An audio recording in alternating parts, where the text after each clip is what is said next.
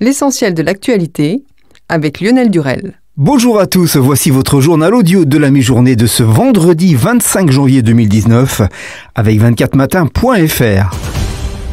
Ingrid Levavasseur, tête de la future liste Gilets jaunes pour les européennes, a affirmé ne pas vouloir aller à Bruxelles pour aller à Bruxelles, mais pour intégrer le système, soulignant que les manifestants qui se disent apolitiques font déjà de la politique. Elle a reconnu sur BFM TV que le référendum d'initiative citoyenne réclamé par les Gilets jaunes ne se négocie pas à Bruxelles, mais qu'on peut faire beaucoup de choses, le but n'étant pas d'aller à Bruxelles pour aller à Bruxelles, le but étant d'intégrer la politique en règle générale, a-t-elle avoué. Les proches d'Emiliano Sala ont imploré les gardes de côte britanniques de reprendre les recherches interrompues hier pour tenter de retrouver le footballeur argentin. La police jugeant désormais infime les chances de survie du joueur et du pilote.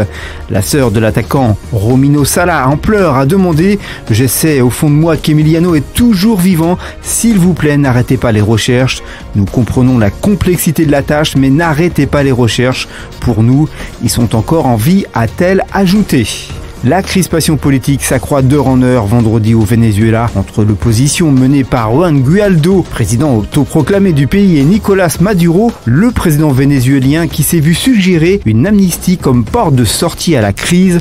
Après avoir reçu jeudi le soutien déterminant des chefs de l'armée, Nicolás Maduro s'exprimera vendredi devant la presse où il devrait dénoncer de nouveau un coup d'État en cours orchestré, selon lui, par les États-Unis.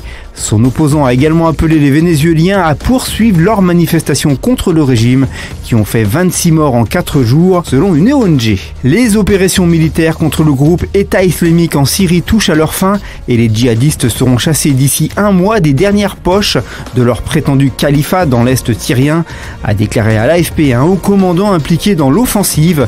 Quelques centaines de combattants de l'EI sont désormais retranchés dans une poignée de hameaux près de la frontière irakienne qui constitue les dernières poches du califat autoproclamé de l'État islamique en Syrie et en Irak.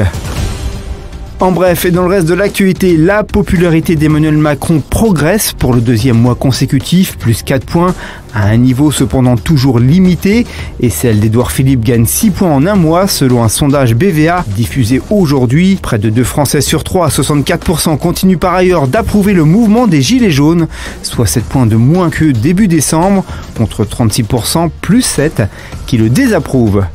Hier matin à Cernay-la-Ville, dans les Yvelines, une femme de 48 ans a été tuée à coups de marteau en présence de ses parents. Le suspect, l'ex-compagnon de la victime, est désormais activement recherché.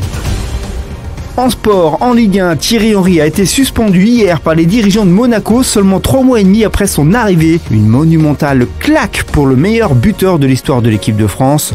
Plus étonnant, Thierry Henry sera remplacé par Leonardo Jardim. Le Portugais redevient l'entraîneur du club de la Principauté après son départ d'octobre dernier. La marche était trop haute, bien trop haute. Pour sa première demi-finale en Grand Chelem, Lucas Pouille a été totalement surclassé ce jour par Novak Djokovic. Un numéro 1 mondial vainqueur en 3 petits sets du français 6-0, 6-2, 6-2. Djokovic affrontera en finale Rafael Nadal, son dauphin au classement ATP pour un remake de l'édition 2012. L'actualité du divertissement face aux soupçons d'évasion fiscale lancés par Mediapart mardi. L'humoriste Danny Boom a tenu à démentir et a réagi. Sur Facebook, Danny Boom a répondu à Mediapart « Depuis hier, on m'interroge, je vais vous rassurer immédiatement. J'ai toujours payé, je paye et je payerai toujours tout l'impôt là où il m'est réclamé. » Partout où j'exerce mes activités professionnelles et artistiques, je suis fier d'avoir payé en France en 2018 sur mes revenus 2017 un impôt très important correspondant à un taux d'imposition de près de 50%. Toutes mes économies placées le sont légalement et déclarées dans le strict respect du droit et du devoir fiscal, a précisé l'artiste. On conclut ce journal avec votre météo de ce week-end. Samedi matin, les nuages seront nombreux sur un large quart nord-ouest. Les pluies seront faibles à modérées avec des températures positives. À l'est, il fera encore très froid avec des températures pouvant descendre jusqu'à -8 degrés. Dimanche matin, une perturbation s'étendra de la Nouvelle-Aquitaine au nord-est du pays avec des pluies généralement faibles et de la neige sur le massif central en altitude. Il fera le matin de 1 à Montélimar à 10 pour Ajaccio, 5 pour Paris et Lille, 2 à Strasbourg et 8 à Nantes. Merci d'avoir suivi ce journal. Rendez-vous sur 24matin.fr pour rester en contact avec nous et avec l'actualité. On vous donne rendez-vous à 19h30 pour les 5 infos immanquables du jour sur notre site. Bon après-midi à tous et à lundi 13h pour un tout nouveau Flash Info.